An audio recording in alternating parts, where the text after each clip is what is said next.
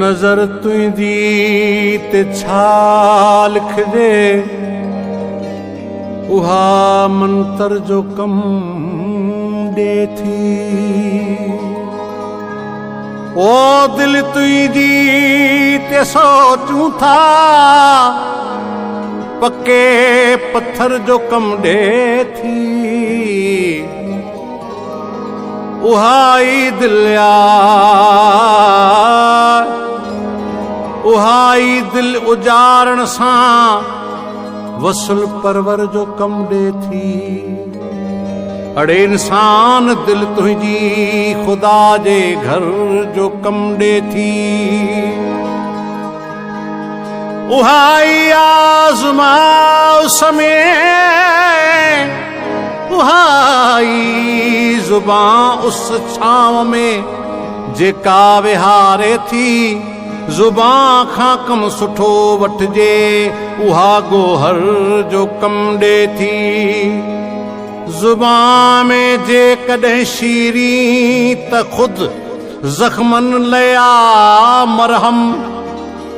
अगरि लहजन में तब्दीली त पोइ खंजर जो कम ॾे थी। नसीहत खे हीअं सां तूं हंढाईंदो कमाईंदो कर। ओ ज़री अख़लाक़ जी अज़मी अमुल ज़ेवर जो कम ॾे थी।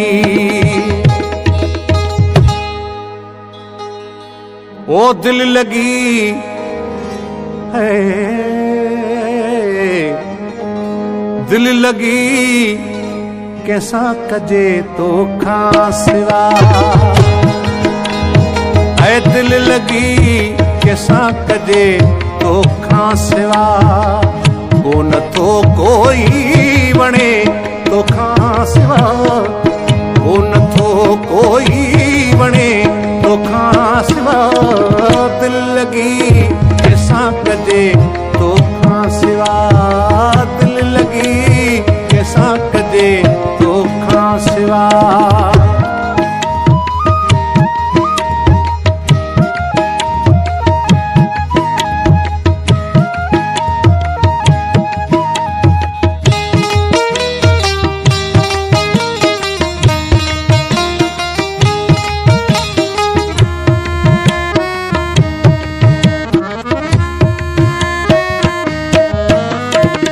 कुर्ब में तो सावई जाखी लगी। कुर्ब में तो सावई जाखी लगी। अख नथी हाणे लगे तो खां सिवा। अख नथी हाणे लगे तो खां सिवा। दिल लगी कैसा कजे तो खां सिवा। दिल लगी कैसा कजे तो खां सिवा।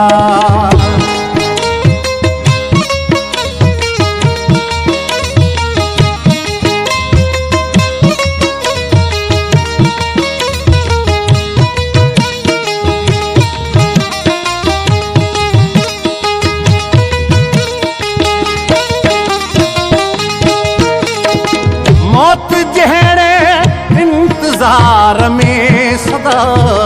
मौत जहिड़े इंतज़ार में सदा। रोज़ थो मरणो पवे तो खां सिवा। रोज़ थो मरणो पवे तो खां सिवा। ज़िंदगी कैसा कजे तो खां सिवा। दिल लगी कैसा कजे तो खां सिवा।